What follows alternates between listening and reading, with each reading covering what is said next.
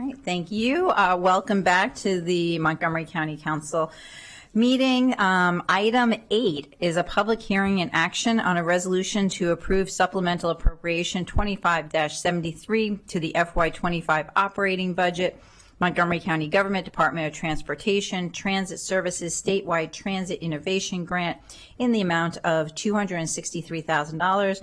The source of the funds is a state grant. Council action is scheduled immediately following this hearing. There are no registered speakers to this hearing. The public hearing is now closed. We'll move on to the action portion of this item. Is there a motion to approve supplemental appropriation 25-73? Second. Council Vice President Jawando moved. Councilmember Katz seconded. All those in favor, please raise your hand.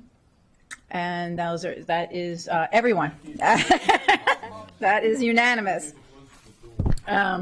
Item 9 is a public hearing and action on a resolution to approve supplemental appropriation 25-69 to the FY25 operating budget, Montgomery County Government Department of Environmental Protection, congressionally directed spending, community grant round 2 in the amount of $1 million. The source of funding is a federal grant. Council action is scheduled immediately following this hearing. There are no registered speakers for this hearing. The public hearing is now closed. We will now move on to the action portion of this item. Is there a motion to approve supplemental appropriation 25-69? So moved. Councilmember Katz moved. Councilmember Lukey seconded. All those in favor, please raise your hand. And that is unanimous. All right, now we're going to continue our review of the FY26 operating budget and amendments to the FY25 to 30 capital improvements program CIP. The first item we have up is our climate change planning NDA, and I will turn it over to the chair of the Education and Culture, chair of the Transportation and Environment Committee, Chair Glass. You got the E right. I They have the both E have right. E's. That's correct. Thank you, Madam President. On April 24th, the T&E Committee took up the climate change planning non-departmental account, and there were 2 points of conversation in that account. One was a $230,000 item to expand broad-scale communications and stakeholder and resident engagement. The committee unanimously agreed to put that on the reconciliation list. And then there was a second item that was for $148,344 for climate communication and public engagement. And at the time, the committee put that on reconciliation, but we conflated the 2 communication items because of how it was in the packet. But we recognize how important the work that Ms. Kogel-Smucker is doing. And that the latter item, the $148,344, is part of her base budget. And as long as we have had this position trying to coordinate county agencies and departments to address and mitigate the climate crisis that we are in, the last thing that we want to do is remove from the base budget, because she is doing excellent work in that coordinating effort. And so, Madam President, and to colleagues, on behalf of the T&E Committee, I'd like to if the process is asking for unanimous consent or without objection, that the $148,344 be taken off the reconciliation list and put back into the base budget, recognizing it was a committee error. I am not seeing any objections to that, so we will take that action. Great. Thank you, colleagues. Thank you, Ms. Kogel-Smucker. And I'll turn it back over to the Council President. Great, thank you. Mr. Lachenko, do you have anything else to add? Just to note that the $230,000 was added to the budget last year, but it was added by the council as a one-time item. And so as part of the committee review this year, the committee treated it as a one-time item again. It's a consultant study, and Ms. Kogel-Smucker can speak to the consultant study itself. But those dollars may be needed for follow-up work related to that, but the study itself is still going forward. So staff had suggested that it be treated as a one-time item for the reconciliation list. So that's what Chair Glass mentioned. So that can be discussed a little bit more here today. We have Ms. Smucker here to do that. But the other item, the $148,000, as Chair Glass mentioned, was in the base budget. It was not fully understood by the committee at the time, and staff will make that change based on the council's direction today. Great, thank you. Ms. Kogel-Smucker, I'll turn it over to you, and I just thank you for your patience and to get an update. As has been said, the pilot was one-time funding, and I know it's still going on, and so would love to get an update for you for the full council. Absolutely. Thank you, Madam President, and thank you so much, Chair Glass, for your leadership on the joint climate work that we are all doing, and also on correcting that perhaps miscommunication. The absolute priority, ensuring that we can continue the progress that we have all been making together, is having that flexible spending in the base budget. But to briefly speak to the enhancement, behavior change is hard, and any part of government that tries to do behavior change, it doesn't come quickly, it doesn't come easily. Behavior change from county government as a whole has additional challenges, and so the council funded a one-time enhancement to the climate NDA to pilot behavior change, and so we're piloting it both in government. How does it work? Who is lead? Where does the work come out of? What is the baseline research we need? And that takes some time. We have landed with PIO as lead on this pilot. And we are focusing on mode shift from transportation because the Climate Action Plan calls for 15% of what at the time were car trips to be switched to public transit trips. And for that to happen, people need to get out of their cars. And that is not the easiest of behavior change. And it's not behavior change that we have complete learning on. But it is behavior change that we have a really great baseline knowledge on with the Ride On Reimagine study. And it is behavior change that we have the opportunity with the potential free fares and with all the changes in return to office to capitalize on attention and get targeted learnings that can be used to motivate that behavior change from residents. And what will happen with the pilot is we will get the information and DOT will be able to use that in their ongoing departmental communications around Ride On. So I have an update, which is that we, on the feedback of the T&E committee from the last session, which we really appreciate, it had been delayed and now there's an accelerated schedule. So we will be completed by the end of the year. The county executive had put in an enhancement request for ongoing funds, recognizing how important behavior change is. But I appreciate the concern from the committee that, in a tight budget year, waiting to see the results makes sense, and appreciate the invitation from the committee to come back to the council in future budget years with the request for enhancements once we have the results. So thank you. Great, and just to be clear, it's the end of the calendar year. Correct. Okay. Cool. We talk in fiscal years, calendar years, lots of times, and so coming back to us after the results to see, I think we'll know a lot more information at that time. I'm not seeing any questions or anything, so we have a recommendation from the T&E committee for the reduction and then the overall budget for the climate change NDA. All those in favor of the committee recommendation, please raise your hand. And that is unanimous. Thank you so much. Great. Thank you. All right, our next budget we're looking at is the Office of Grants Management. We're looking at the cost sharing grants, and we'll have Ms. Clemens Johnson and Ms. Director Murphy join us. And I just want to say before getting into this, when we had our Government Operations and Fiscal Policy Committee meeting on this, we were on April 25th, we were joined by Senator Zucker, who was able to highlight for all of us the work that the Montgomery County delegation did in Annapolis and the money they were able to bring back for our community projects. That the listing is in your packet if folks want to take a look at it. The committee reviewed a number of projects. The county executive is recommending cost sharing expenditures for the Scotland AME Zion Church, the state aid to the Glen Echo Park Spanish Ballroom project, and matching for FY26 capital grants in the amount of $3 million. The committee all approved of those recommendations. In addition to that, because our committee has talked about and actually wrote a letter to the county executive asking for additional funds in this year's budget for more matching money for the capital grants that we get from the state. The committee did add 3 tranches, one for $1 million and 2 for $500,000. If, as we're going through the budget, there was some flexibility there to add that, knowing how hard our delegation works to get some of these projects for us and get the state money.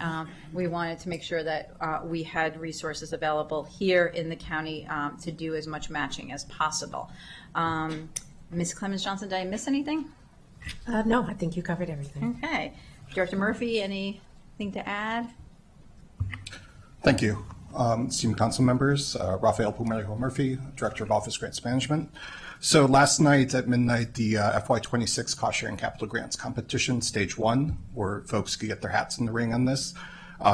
Everyone who applied had the state award. That closed, and we've already done the administrative review, found out who's eligible, who's not. And so we do have a number, total ask of how much our partners are asking for from the county. And so that adds up to roughly about 2.8 million.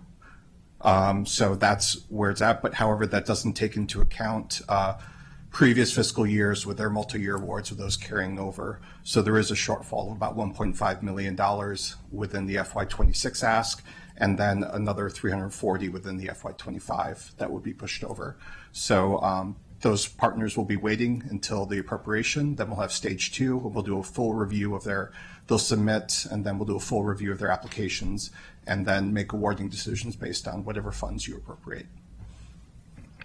That's incredibly helpful information to have, very timely. Council Vice President Joando. I just wanted to say briefly thank you for this to the GEO committee and to the county executive staff. 40 MCPS schools, $6 million. That's great improvements. We just had a discussion about the infrastructure there, and obviously most of us were at Scotland, and that's just such an important project and piece of history. So just thank you for your work, and I know this is a labor of love, the work you're doing at that office. So thank you for continual improvements. Thank you. All right, not seeing any other items or questions on the cost sharing. Since these are additions that we have on the reconciliation list, we'll hold this for when we're reviewing that on the reconciliation list and see what we're able to do.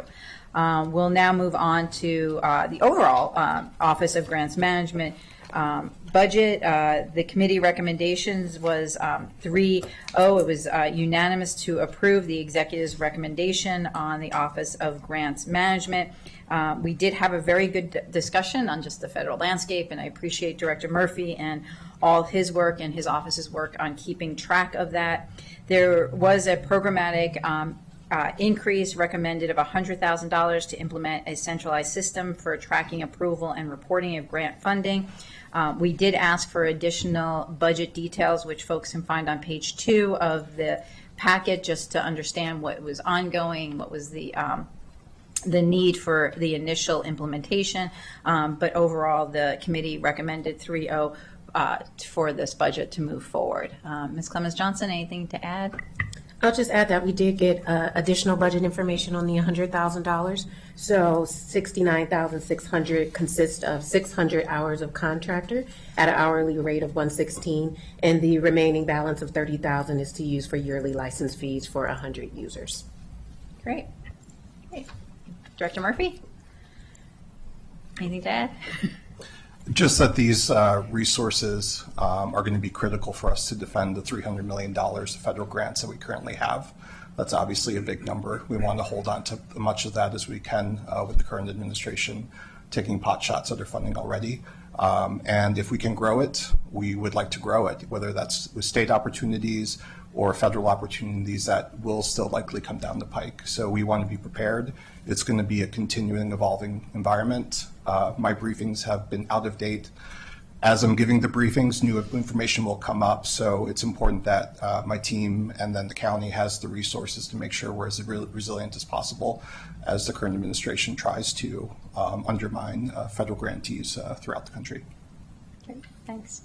And the other part of this, the other item is the community grants NDA that's on page 2, and you can see continuation of the legacy renewals as well as a number of reductions being proposed by the Office of Grants Management. And just as a reminder, we did, as a council, put in place the work group on community grants to take a look at how we're going to do this in the future, and in particular, how we're addressing the legacy grants. The committee did spend time discussing the fact that we had requested from the county executive last year when we had the legacy grants to not do this once more, but it's deja vu all over again, as Yogi Berra would say.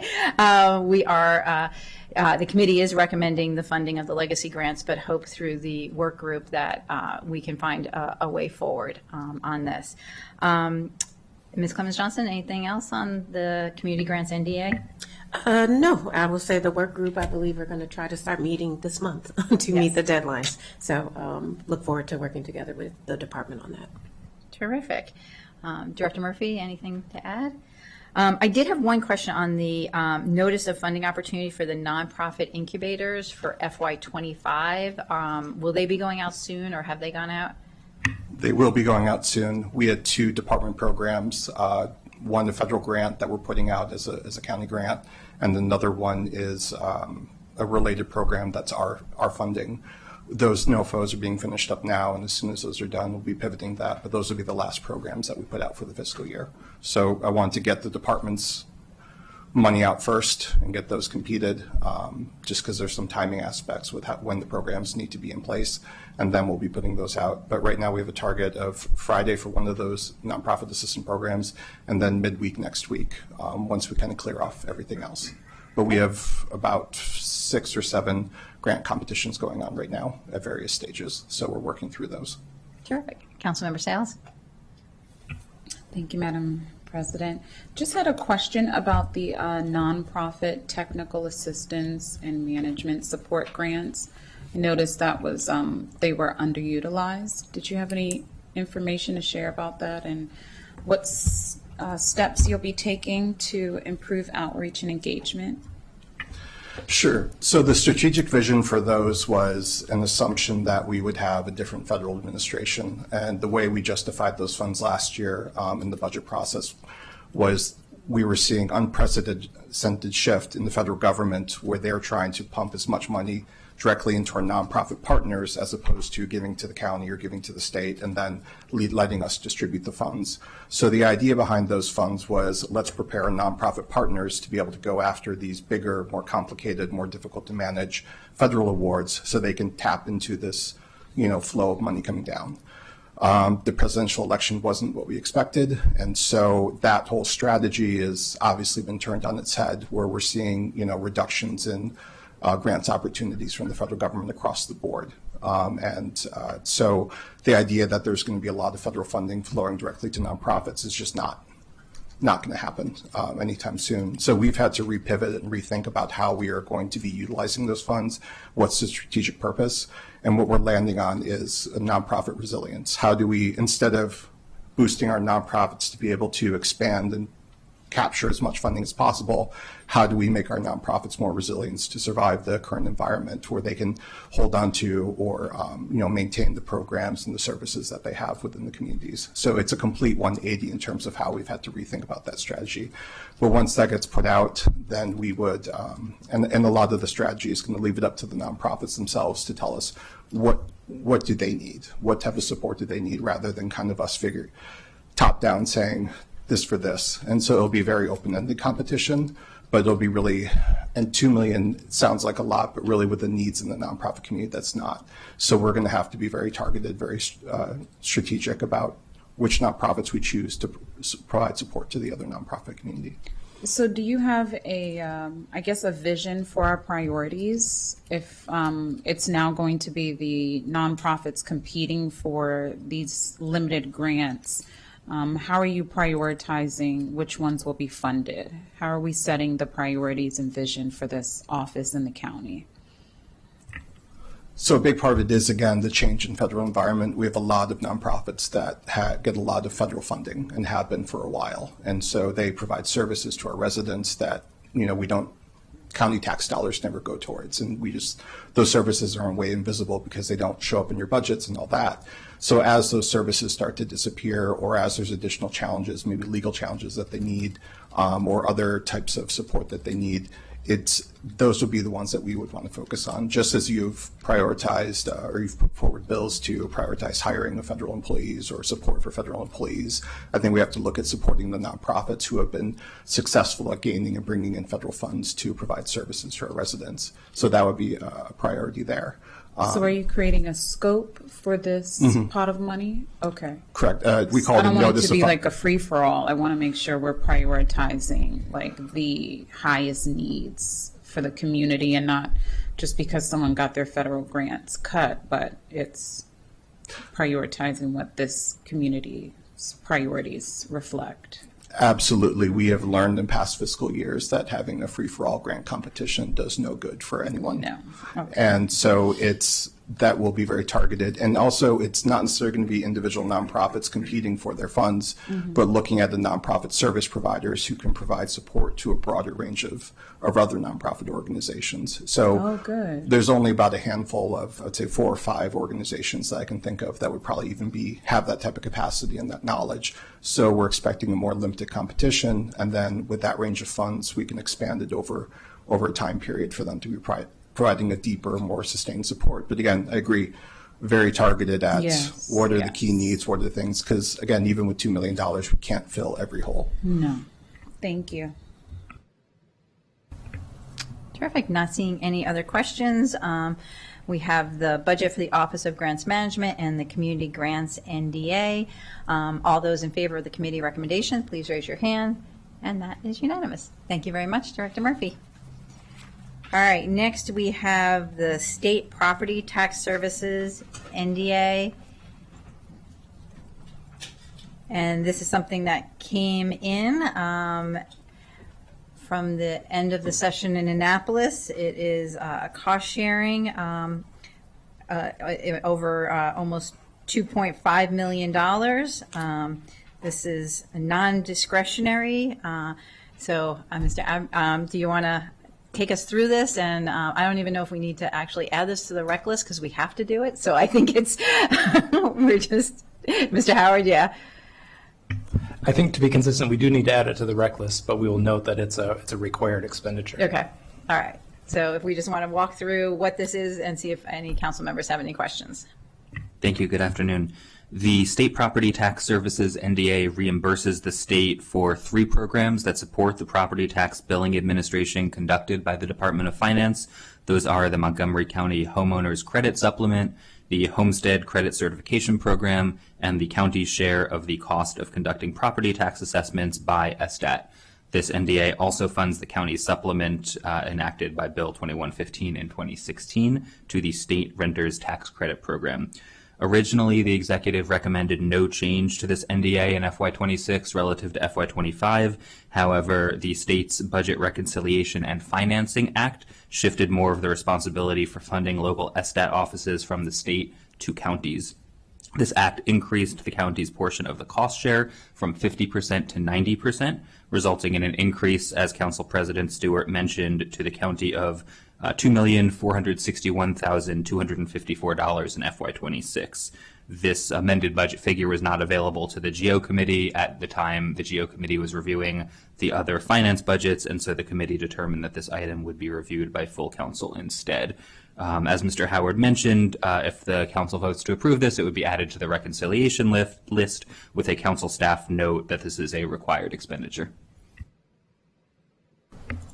Terrific. All right, anyone have any questions? Not seeing any, then this is a required expenditure. All those in favor of putting this on the reconciliation list as an addition, please raise your hand. And that is unanimous. and noting it's not really an option for us. So when you see it, think about that. Thank you very much for that. And the next budget we have is our Office of Legislative Oversight. This came to the Government Operations and Fiscal Policy Committee. We just want to express our thanks to the Office of Legislative Oversight and all their terrific work. I noted we know that the director has requested a FTE this year, as you have done in prior years. And I'll have you speak to that in a moment. The committee, similar to the conversation we had with the Inspector General's office, did add the request from the Office of Legislative Oversight to the reconciliation list, understanding the difficult budget constraints we were facing right now. But I want to turn to Mr. Seelar to talk about the position and the request. Thank you. So this is, I do recognize the difficult budget year we're in. Last year we had the same position. It was also on the reconciliation list and did not get through. We are still at the same staffing level we were at when we had 9 council members and before we were assigned environmental impact statements. That year when the council shifted from 9 to 11, and we were given the assignment to do the environmental impact statements, I held off on requesting positions because I didn't know how much work it was going to be. And so, again, that one position is pretty much would be back to same service as we were with 9 council members rather than the 11 members. The biggest difference, I think, this year in what we were able to do with the work plan is I was not able to do a supplement. So we did not do a supplemental work plan this year, which is something that, when we add the way that the office's work plan is established, we get it approved in July. I like to have space to be able to add projects as they come up over the year, sometime in November, December, January. In that time frame, we weren't able to do that this year. But again, the budget is what it is, and I appreciate the position. Thank you, Mr. Seelar. Thank you for, again, all your work. Are there any questions from council members? There is a committee recommendation to have this position as a reduction in the requested budget. All those in favor, please raise your hand. And that is unanimous. Thank you, Mr. Seelar, and we hope to continue the conversation and have better news mid-year. Thank you very much. Next, we have the Office of the County Council.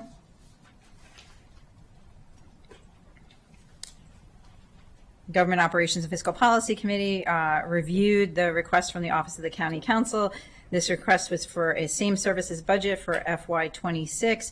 There was one addition that we put on the rec list from a request from Council Vice President Jawando and Council Member Fanny Gonzalez to add funding for a feasibility study recommended by the Sports Tourism Task Force in the amount of $100,000. But otherwise, this budget was pretty much the same. I don't know, Mr. Howard, if you want to speak to it. Nothing really to add other than to say thanks to the team. As I told the GO committee, I'll take the council staff team, both in council member offices and the central staff, up against any team of any department or agency we have here in the county. So I really appreciate all the work that they do. Terrific. Councilmember Fanny Gonzalez. Thank you so much, Madam President. I would like to uplift the item that Mr. Craig Howard just mentioned. Is the task force that this council committed to, that this council put together to analyze the sports industry. As you may know, the task force has been meeting every single month. They even have interns from Montgomery College. They're having extremely active, and they have 3 goals. One, collecting data on the sports that we don't have in Montgomery County. That's one. Number 2, they are looking for, and this is what the money is for actually, they're looking for a facility study with a partnership with the state of Maryland on the location for having a multi-use facility in Montgomery County. We talked about this in committee. As you all know, every time we have a high school graduation, for example, those graduations don't happen in Montgomery County because we do not have the space. So, and also we don't have a space to have competitions, indoor competitions in the county. So this is thinking on that. The other thing that we don't have in Montgomery County is a group that will actually market all the amazing events that we currently have in Montgomery County, swim teams meeting across the county, things happening in our parks department, in our recs department. There's nobody actually getting the data and marketing our county because this is the sports industry is part of economic development. So anyway, so this request is really to support the work that this task force is doing. And the beautiful thing is that they're going to be doing it with the state of Maryland in connection. With that, I'm going to share the mic with Council Vice President Yawombo. I'm just trying to follow the rules. Thank you very much, Councilmember Fanny Gonzalez, and it was a pleasure to do this memo with you. I'm so excited about the students that have gone full bore with this project, and they're using GIS maps and doing a whole bunch of stuff. And the fact that we can leverage some money from the Maryland Stadium Authority. I'm at the stage of life where I'm at a sports facility in some part of our country, like every weekend or every other weekend. And I know some of the folks up here know what we're talking about and dealing with that. And it pains me that it's very rarely in Montgomery County because, unless you're doing a small tournament at the Soccerplex, which we love, we don't have that type of facility. This is a good investment because it's what we said we wanted to do, and it could bring huge revenue and excitement and expand opportunities for our youth in the county. So I'm really happy the committee put it on, and I hope we can fight to get it off because I think this little bit of money, in addition to the county council punching above its weight, this money will actually lead hopefully to some really good things in the county down the line in a big new facility. Thank you. Thank you. Councilmember Almanaz. Thank you. I'll just be brief. So appreciate Councilmember Fanny Gonzalez and Councilmember Jawando pushing this forward. We discussed this at length during a very long committee session. Obviously, times are tough, but I think having this survive to the next round for even a point of discussion is important in its own right because the timing of this is important. I'm sure all of you have been tracking the development of the new RFK Stadium, which will include a very comprehensive sports and learning complex, which will be even more competition for trying to keep our kids local. So I think it's the timing's right for something like this. Thank you. And I'll just add that Councilmember Albanaz and I and Councilmember Mink were at the Sports Hall, the Montgomery County Sports Hall of Fame induction this past weekend, and I think talking a lot about our local sports champions and our unsung heroes. We do a lot here in Montgomery County, and looking at our facilities is really important. So look forward to continuing this conversation. All right, so as we have an outstanding item on the County Council budget, we will not be taking a hand vote on this one, but we'll come back to that item as we go through the additions on the reconciliation item. But thank you for the presentation of the budget. All right. I'm done now with government operations. The next couple of items are going to be transportation and environment items. The first is the FY26 transportation fees, charges, and fares. And I'm going to turn it over to Chair of the Committee, Councilmember Glass. Thank you, Madam President. The T&E Committee voted to support the executive's proposed changes for FY26 within the resolution on transportation fees, charges, and fares. Among those changes were making ride-on buses fare-free all the time, creating a $10 a month parking permit for service providers and child care centers in parts of the county, eliminating the daily max and lost ticket fees in the Silver Spring parking lot district, and simplifying monthly parking permit rates in Silver Spring to make them $195 or less across all garages. There's a lot in there, but I want to pick up on the ride-on aspect, something that I've been talking about for a very long time. And while we have come to this position, it's through a varied ways, and Director Conklin can talk about that as well. But as we in Montgomery County have continued to prioritize transit equity, it's important to meet people where they're at. And this budget and the many budgets before have included programs for housing assistance, food assistance, health assistance, childcare assistance. And now we're going to be providing transit assistance as well, making sure that we help people where they're at, which is literally at the bus stop, because the best indicator of economic success is not education, it is not jobs, but it's the access to education and jobs, which is transportation. And so I look forward to this discussion, and I yield back to you, Madam President. Thank you very much. Mr. Kinney, do you want to add anything or walk us through the packet? Sure. Nothing to add in terms of relevant changes to the resolution as proposed by the executive and recommended for approval by the committee. I will just note in the committee packet, council staff included some a fiscal analysis that MCDOT did on the various scenarios that we could go with in terms of ride-on fares and the various fiscal components that going to zero fare has. And just wanted to call out in specifically probably the most notable fiscal component being the needed capital investments in the fare collection system that as a result of this would no longer need to be made, providing some short-term fiscal relief and room in the CIP that of course is is partially offset, is offset then in the long term by reduced fare collection that we would get from collecting fares as normal or with enforcement. So there are a lot of moving pieces here. We tried to summarize it as best as possible in the committee packet. Happy to get into as many details as you all would like, as the council would like in here. Okay, thank you. Director Conklin, anything to add? Well, I know the council has a busy agenda, so I won't rehash all of the discussion we had in committee, but it was summed up nicely in that the one-time large capital expenditure is really the item that sways the balance here. The committee chair did an excellent job summing up the benefits of a fare-free program. There are benefits to collecting fare as well.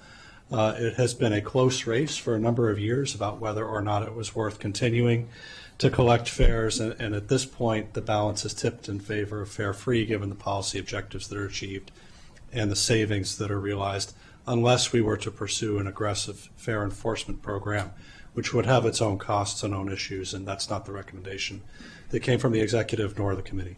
Okay, thank you. Councilmember Albornoz. Thank you. So really appreciate the work of the committee on this, and I'll just acknowledge that, Councilmember Glass was one of the champions for helping to make Ride-On free for youth at all times. And this obviously is an extension of that. So I think on the surface, absolutely support this, but I do want to dig into the details. I know there had been some concerns made by our colleagues at WMATA about the potential cascading impact of this policy decision. I know it was discussed at length in committee, but would love to hear from you, Director Conklin, on your response to that concern, whether you share that concern and how we might mitigate that concern.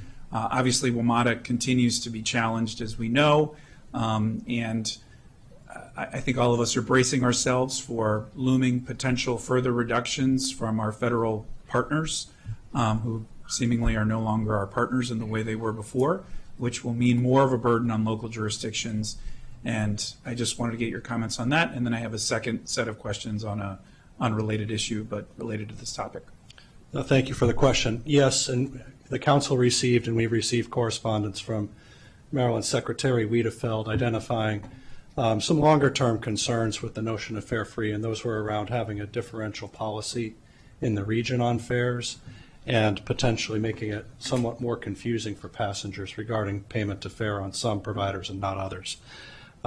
We have done a fair amount of research on this topic, and the Alexandria transit system in this region has been fare-free now for over a year, and there have not been significant issues that have emerged with that.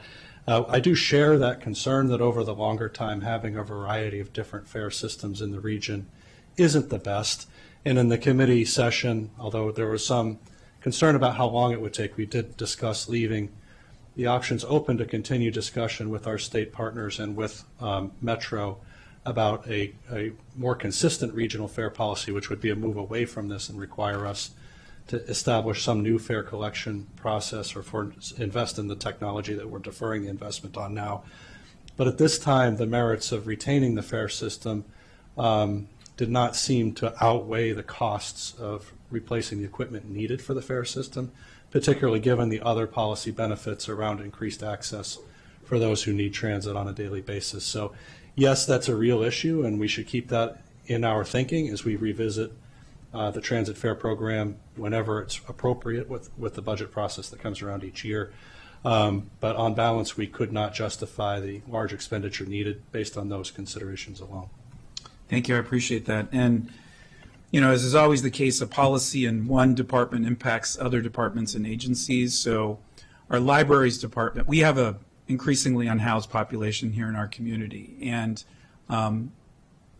understandably, people are looking for safe, warm, or cool places to be able to spend their time. And our libraries, as we've heard extensively, have had to increase security and provide stronger partnerships and alliances with our Department of Health and Human Services to ensure that residents who are accessing our public libraries just to have a safe place to be are receiving other ancillary services. I suspect, and this was discussed in the committee, that once we open up this opportunity for all residents, it is perfectly understandable that there will be residents who will choose to ride the ride-on service just to stay cool or stay hot, which speaks to a broader issue in our society that we're trying to tackle in a myriad of different ways. But operationally, how do you anticipate us addressing those issues that may arise as a result? Thank you for that question, too. And there are two elements to that. One, Mr. McLaughlin and his team have a procedure in place to deal with disruptive events that happen in the transit system, which they do happen, but nowhere near to the same extent as we've seen in library and rec centers, mostly because if somebody becomes disruptive, the opportunity to leave is more obvious via the bus door. So it's not quite like a building facility. So one element is by increasing our activities from already established procedures with supervisors and road managers that respond to those events.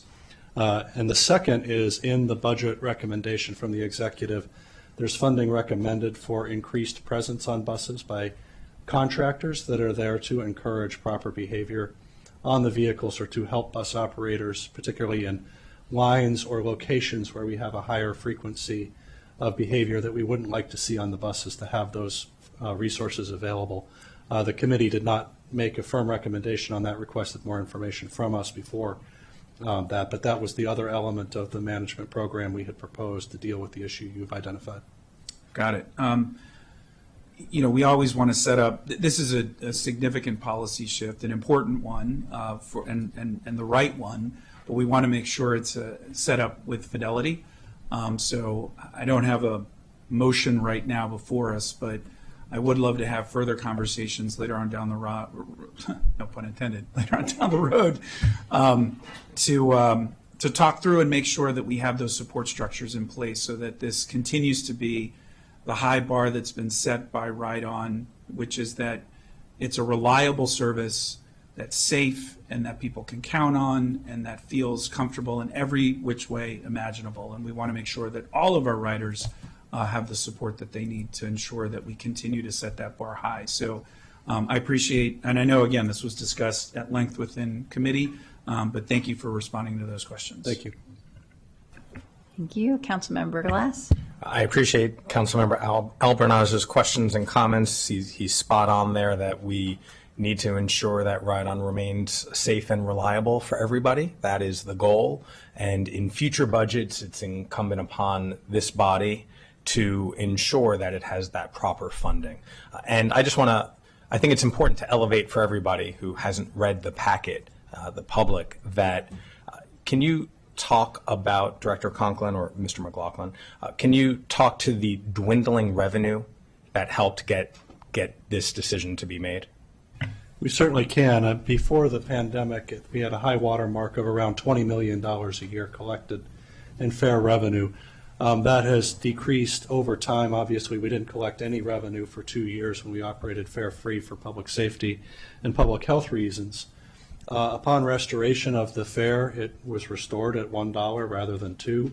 So we projected that our fare recovery would be similar at $10 million instead of 20 based on having the rate. However, the habit of not paying had become ingrained, and we have a policy of not having our bus operators enforce collection of the fare. I was actually just at an FTA event earlier, and there was a long discussion about driver assaults being related to fare enforcement activity and how that's not recommended. And we've never had that program strongly in place. We had a little run at it before the pandemic, but again had an uptick in assaults, so we didn't continue to pursue that. And since that time, with an assumption of $10 million fare revenue, I think it was FY23 or 22 or 23, we have been collecting at about half our projection each year. So instead of 10, we collect 5. Instead of 5, we collect 2.5. That's about where we are now, and we have a cost of collection that eats into that further. I think it's around $750,000 of cost of collection. So we're realizing under $2 million a year in revenue. And again, the investment in the fare collection equipment is around a $20+ million investment. So you can see that by the time that equipment's no longer serviceable, we may have barely paid for it with the revenue we're collecting. I think that's really important context that nearly a decade ago, 20% of the expenses were collected from fares, and now that's less than 2%. And so the cost-benefit analysis has been made, and it's been determined by the county executive and supported by the committee to make fares free. And so appreciate that. And then before I turn it back over for a vote or support, happy 50th anniversary to Ride On. Thank you so much. It was a great event last Friday for those of you that were able to attend. Thank you. I'm not seeing any other, questions or anything. This is the FY26 resolution on transportation fees, charges, and fares, and we have a recommendation from the committee. All those in favor, please raise your hand. Yes, okay, that is unanimous. All right. Next, we have the Mass Transit Fund FY26 operating budget. Thank you, Madam President. I don't know if anyone needs to come up. No, they're good. The T&E committee supported most of the executive's proposed budget changes for FY26 in the Mass Transit Fund. We approved amendments for several ride-on capital projects, including $13.2 million decrease over 6 years for the ride-on fleet, an $8.3 million decrease for fare equipment replacement, following the conversation we just had, and then changes to the BRT system, which I'll defer to staff to explain. And then the one thing that we did maintain funding for, despite being an open question mark, is extending the Flash bus service, the BRT on Colesville Road, Route 29. There has been a plan to move that extend it up to Howard County, but Howard County has not dotted all the T's and I's, crossed the T's and the I's. And so we're keeping that money as a placeholder so that when they get their portion of their funding, we can extend bus rapid transit from downtown Silver Spring to Columbia. And I'll turn it back to you. All right, Mr. Kenny, would you want to add anything? I think that covers it. I can go into just slightly more detail on the BRT projects. Give a brief summary. The increases you see are largely to program additional funding received under the state bus rapid transit program. These are planning and design dollars for the Maryland 355 Central and Veers Mill Road projects. And then a large increase, $140 million increase for the Maryland 355 North and South project. This is the programming of state funding that has yet to be realized, but is sufficiently in the out years of the CIP. This is for the Opportunity Lanes project. So this is moving that funding into the out years along with the design and planning schedule of the Maryland 355 North and South project. And then as Chair Glass mentioned, the ride-on bus fleet and ride-on fare equipment replacement savings of about $21 million over the 6 years related to ride-on going fare-free. Okay. Director Conklin, anything to add? Not unless there are questions, except for the council may remember in the Opportunity Lanes American Legion Bridge I-495-270 project, there had been a commitment from MDOT to provide a certain amount of funding associated with that project. That commitment was extended last year at the Transportation Planning Board, and we are actively working with them now to renegotiate those terms to be more consistent with a project that they might implement a few years from now. So the funding switches you see are moving those more prospective future funds into a longer-term project and replacing those in more immediate projects with funds that are available in the shorter term. Great. Mr. Kennedy, did you have something to add? Yeah, and that provides a summary of the executive's recommendations. I will note again, as we had mentioned in the previous item, the committee elected to place the zero fare transit ambassadors item. This is the contracted services to implement and sort of advertise and smoothly implement the fare-free system. Committee elected to place that item on the reconciliation list for reduction. So that is the one committee recommendation that differs from the executive's recommended budget. I wanted to flag that. Yeah, and if we could just spend a time on that, because I think we did receive additional information from DOT, which I appreciate, which is slightly different than how I feel like we discussed it in committee. And it's accurate now. Okay, now it's accurate. Okay. So it's always good to ask follow-up questions. That's why we do this process. So I don't know, Director Conklin, or if you all just want to kind of walk us through what would be covered under the zero fare transit ambassadors. Phil McLaughlin, Division of Transit Services. Yeah, we misspoke last week when we were talking to the committee. We were considering whether this would be operating or personnel costs. It is fully operating costs. This would be a contracted service. We would cover about 3,000 to 4,000 of service hours a year, which is a very small percentage of the overall service hours. We would have staff in identifiable uniforms to provide a safety and security presence. They would not have enforcement rights or anything of that nature, but just to have that presence and to message that you're in public space, behave accordingly. Those are the sort of the clarifications that I think were the questions. And I think Councilmember Stewart, you had also asked that we have performance measures in there. We will certainly have performance measures associated with this program. Just a little bit on the context of this. When we were researching fare policies and fare-free programs in other agencies, one of the issues that was identified as a potential uptick in antisocial behavior on transit vehicles, which we have some of today, but not to a large extent.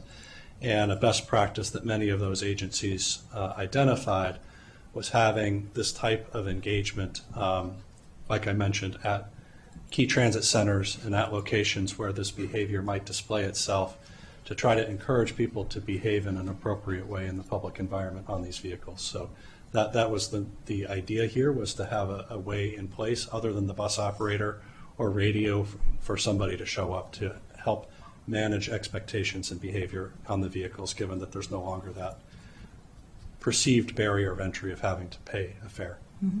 So would this be similar to what WMATA did a couple of years ago when they had ambassadors on Metro? I'm not completely familiar with their program, but that's the general idea, is that it's an ambassador type role, that it's not an enforcement role. It's not a law enforcement role. It's an encouragement role and a description of how to use the service and how to behave properly in the service. Yeah, I'm not familiar with the Metro's ambassador program, but as Director Conklin described, it is meant to be just an ambassadorship. It is not meant to be an enforcement arm. It's security. It's a presence. I see. Councilmember Lukey. Thank you. I totally understand the intent of this, but then I'm wondering, especially given what we've seen with some of our retail establishments who have, those individuals there who are there, they don't actually have enforcement authority, but they're there to help deter undesirable behaviors, in those cases, mostly shoplifting, but also there are people who come into those stores and sort of disrupt the other customers and that kind of a thing. And it has not been effective at all.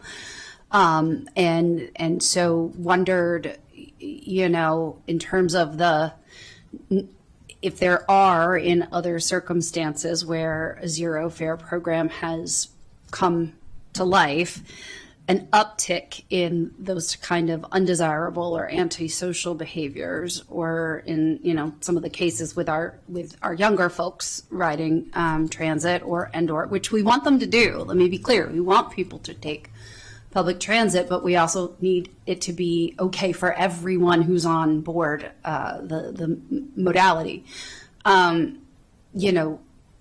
Knowing that, what other unanticipated costs have you started to mill over are going to come with this, aside from the need for the zero fare ambassadors, and then what else might be a cost to a different department, if you will, or to our municipal departments in having to manage situations. I'm going to say one thing about it and then hand it over to Ms. Peckett, who did this research. We're not perceived as having a fare by a lot of customers now. Right. So Right. to a large extent, we do not have the same exposure to this issue that other transit agencies may have had, where they've had a $2 fare and they had some more aggressive enforcement and decided not to do it. Right. But the concerns you identified as having it be an environment that everybody feels welcome in is precisely why this program is recommended. And there have been some other agencies where they have fare-free in a vehicle type where the driver's not accessible. And the behavior, like a light rail vehicle where the driver's Sure. fully invisible to the customers. Correct. Where the behavior in that vehicle is dramatically different than the behavior in a transit bus where the driver is open to the passengers Sure. and there's some eyes on the activity. So Ms. Peckett can describe a little bit more about the research that's gone into that. I don't think we've identified a large anticipated need for additional services from Okay. additional agencies, but we already have engagement with law enforcement when we have disruptive behavior on vehicles, and that may change modestly as a result of this, but this program was also intended Right. to try to reduce the need to call in those other agencies that have their own missions. Okay. Ms. Peckett, you want to speak a little bit about the research? Yeah, I was just going to note quickly from a couple of the agencies that have also implemented fare-free policy. So Alexandria specifically, one thing that they said, you asked for other consequences, is they had so much ridership, especially from students after school, that they started having overcrowding on buses. And that wasn't necessarily a safety or security issue, Right. but it was thinking about service, but having Sure. a presence to reinforce that behavior. And then others had cited, some cited having more safety and security incidents because there were more people that perceived that before that the bus was not free to them. And they recommended not just ambassadors, but having policies such as front door boarding only, so there was more, or having a specific policy that said there's someone who physically can come on at the end of every bus line and ask people who are just remaining deadheading to leave, and having that not be the responsibility of the operator. And I will also note that LA had said that they actually had customer perceptions that improved because they felt like when there's more people on the bus, people felt safer and there was more eyes on them. So we actually saw things across the board. And I don't anticipate that there would be a huge safety and security issue here, but we do want to recognize those best practices from our peers. Great. Thank you so much. I appreciate the explanations. Okay, Councilmember Fanny Gonzalez. Thank you, Madam President. Very quickly, do we have data on how has the fare-free program for young folks, for students, if there have been any incidents and how that has been resolved? And this is just out of curiosity. My kids take the ride on by themselves. I'm so proud. And no issues. And they love it when it's packed full of people because that means their friends are also on the bus. And it makes sense. But I'm wondering if there are any lessons that we need to learn from that experience as we open it up to everybody, which I'm very excited on. There has not been a spike in incidents. However, the data is challenging because we implemented that program at the beginning of FY20. By March of that year, our services were free for about 2.5 years due to the pandemic. When we returned, it remained free, but So for the last 3 years, we have not seen a spike in incidents. Love it. With students, yeah. Thank you so much. Councilmember Mink? Thanks. A question, a kind of general question. So Metro is implementing the Better Bus initiative next month. How are you thinking about service impacts? We have been, contacted by at least one constituent so far who had her stop eliminated, and obviously, the Better Bus initiative is understandable, right? They're working to find efficiencies so that they can overall expand accessibility. But, we also know that in Montgomery County, where Ride-On falls versus where Metrobus falls, it's not evenly distributed across the county. There's differences on the east versus west side. And we are going to have situations like the one that we've heard about where we do have service impacts, negative service impacts due to the Better Bus initiative. So is that something that you all are thinking about in your approach and with the budget that you have moving forward? I can kick us off, and Mr. McLaughlin obviously has more detail. The Ride-On service plan and plan changes for the end of June are closely coordinated with the Metro Bus service changes. In fact, there are some swapping of service in that to better align who's doing what where. There is also an effort to get the Metro Bus trip planner to reflect the Ride-On service changes so that, yes, a customer may be losing Metro Bus service in a particular location, but it's highly likely that there's Ride-On service or other service available at that location. So that's all ongoing.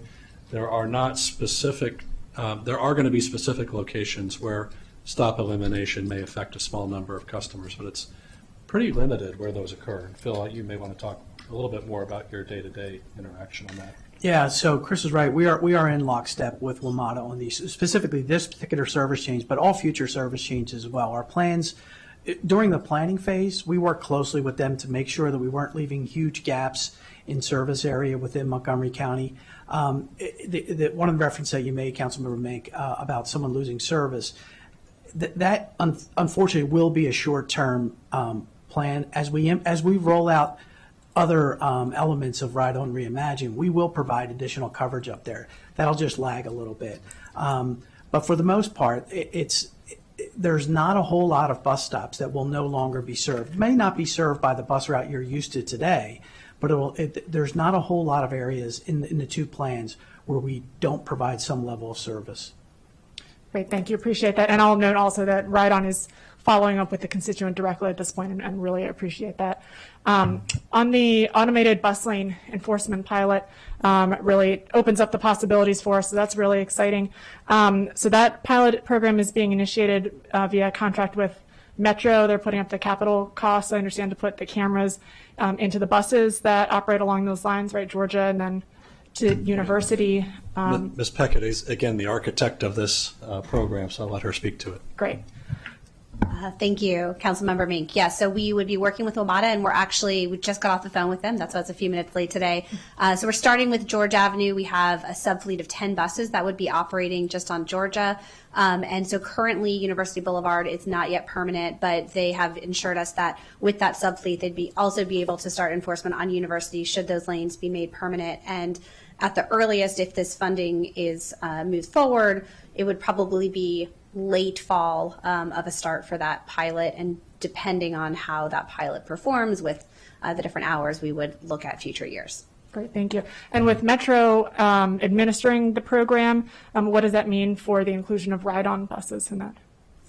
Contractually, we'd have to look at it separately. We've looked at both, and originally we had looked at just using ride-on buses, but Metro's actually putting up a decent amount of the money. They're paying, they're doing a lot of cost share for this, so the finances would look different, but after having the initial pilot and seeing, what our capture rate is in terms of violations that are valid and so forth, police has been working really nicely with WMATA and with us on this. We would have better information on how those costs might apply to other parts of the county and ride-on buses.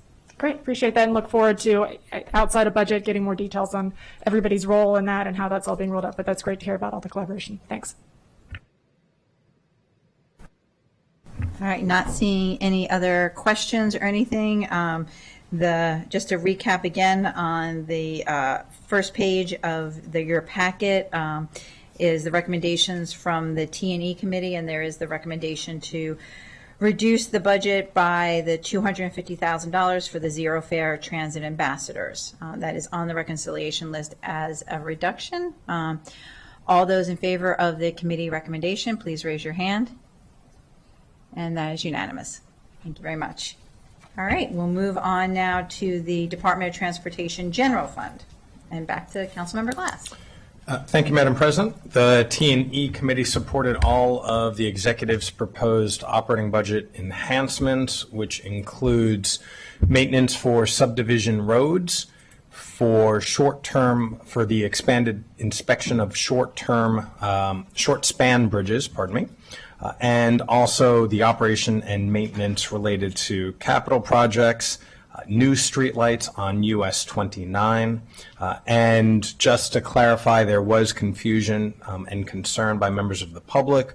The committee did not take up the non-recommended cuts. So put another way, we rejected any notion of reducing the bike share program, and we rejected any notion of road resurfacing reductions as well. There were some delays in some local bridges, but other amendments on the positive were we approved $3 million in new funding to facilitate the reopening of White's Ferry. I'm sure we can get an update on that as well. We also increased the bikeway program minor projects so that we could have more complete pedestrian and bicycle improvements in part of Potomac, and then also technical funding minor as it is for storm drain support. That's pretty much it, Madam President. Thank you. Mr. Kenny, Director Conklin, anything to add on that? Yes, there were some again minor enhancements to the operating budget. There are a number of CIP amendments as well that the committee reviewed after the CIP process that we went through in February and March. Many of these are recommendations by the executive to reflect a projected $27 million reduction in the impact tax revenues and a $13.7 million reduction in recordation tax revenues. So this resulted in several delays to certain projects to remain within spending affordability. The only project that for which that reflected a net decrease within the 6-year period was the Forest Glen Passageway project, which actually increased its total project funding to reflect increased construction costs, but $22.8 million of which was moved out of the 6-year period. So a portion of the construction for that project still remains within the 6-year period, and a portion is now out of the 6-year period. Okay, Dr. Conklin, anything to add? I think it's been well summarized. If there are any other questions, I'm happy to answer them. Great, and I see Councilmember Balcom. Thank you. I mentioned this at the T&E committee, but I do want to just publicly thank the director and the team for all the work that's been done on White's Ferry. It's been a long discussion, and the county has always been a stalwart in the negotiation. So I just wanted to publicly thank you for that. And then from the perspective of the budget at hand, road resurfacing is so important. We all know from the constituent calls that we get on a very daily basis about roads in our community. So I just wanted to lift that up. Thank you. Okay, thank you. Councilmember Friedson. Yes, from the current district council member to the former district council member on White's Ferry, I just want to express my appreciation as well. Director Conklin and the department have just been terrific partners. The county has been here all along. The town of Poolesville, the Fair Access Committee have been here all along. Our District 15 delegation, and particularly Delegate Fraser Hidalgo, he and I and the town of Poolesville were on Zoom calls during the pandemic, New Year's Eve evening, I recall, where we were on in 2020 talking about the early days of what has been a nightmare for the regional connectivity and the competitiveness and the economy that we have and the mobility for our residents, and just appreciate the continued effort and work of the council and the executive and our state partners. And I very much hope this will help get us over the finish line and will put the needed pressure on the parties to come to the table and actually come up with a deal.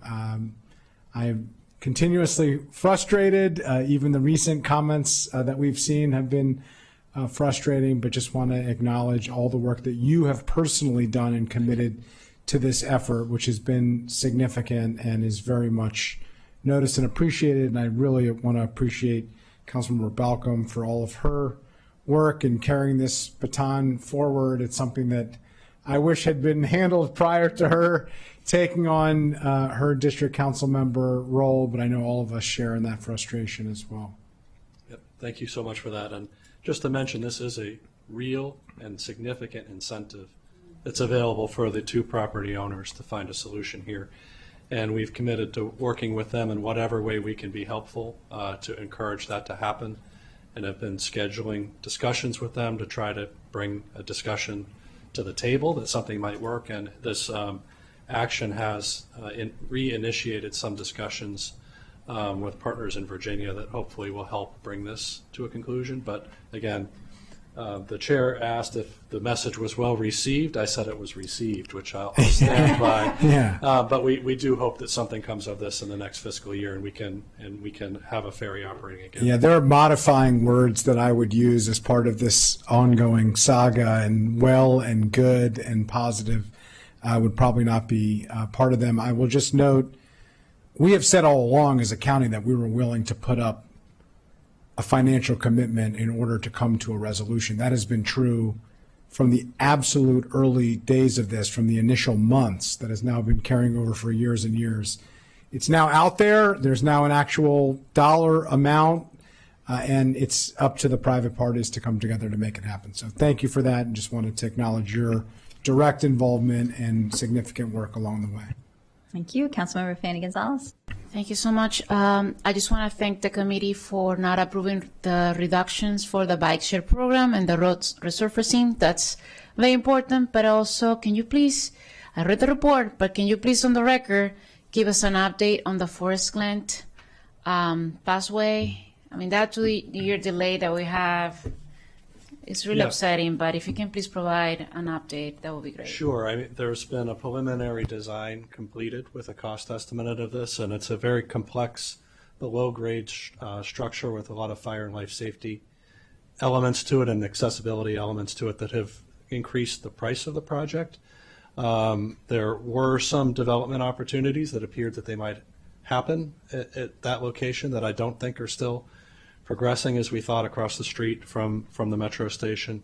And the reason for the delay was the fiscal capacity that this project was consuming compared to others in the program. So that's the basic summary, but the program remains ready to reinitiate design when the funding schedule matches the current year. Thank you. Great. Not seeing any other questions or comments. We have the Transportation General Fund FY26 operating budget before us. All those in favor of the committee's recommendation, please raise your hand. And that is unanimous. The last item we have today is the Parking District Services FY26 operating budget. I'll turn it back again to Councilmember Glass. Thank you, Madam President. The T&E Committee unanimously recommends approval of the executive's proposed budget changes to the parking lot districts, and the only notable changes include $25,000 for enhancements at a parking and revenue control system within Bethesda, and a nearly $66,000 shift that is associated with Ride-On, and the department can explain that one a little bit more. I yield back. Great. Mr. Kenny and Director Conklin, whoever wants to jump in first. Sure. So I can provide quick summaries of those two enhancements. The parking revenue control system in Bethesda, this is for the Capitol Crescent garage in downtown Bethesda, bringing it is the only remaining gated garage in downtown Bethesda, and this enhancement would keep it in compliance with the county's payment systems, pending a more lasting capital improvement. So this is sort of this keeps us in compliance and the garage functioning for now. So this is $25,000. And then the second is a result of Ride-On going fare-free. As a result of that decision. So sort of a shifting of FTEs back and forth that results in a net 0.6 FTE and $65,000 addition to the parking lot district's fund. This is functionally same services, but keeps the counting room and revenue processing center functional while removing the FTEs from the Ride-On side of it, since they'll no longer be utilizing that service. That's essentially it. The counting was a shared function between parking and transit. It's shrinking some, but it can only shrink so much because there are requirements for number of eyes in the room when the counting is occurring, and that entire obligation is now shifted to parking from transit. Great. I'm not seeing any questions or comments on this budget, so all those in favor of the Parking District Services FY26 operating budget committee recommendations, please raise your hand, and that is unanimous. So thank you very much for everyone from DOT for joining us this afternoon. Thank you, Mr. Kenny. That is the last budget item we'll be reviewing today. This meeting is now adjourned until tomorrow morning. We meet at 9:30 tomorrow morning. 9:30.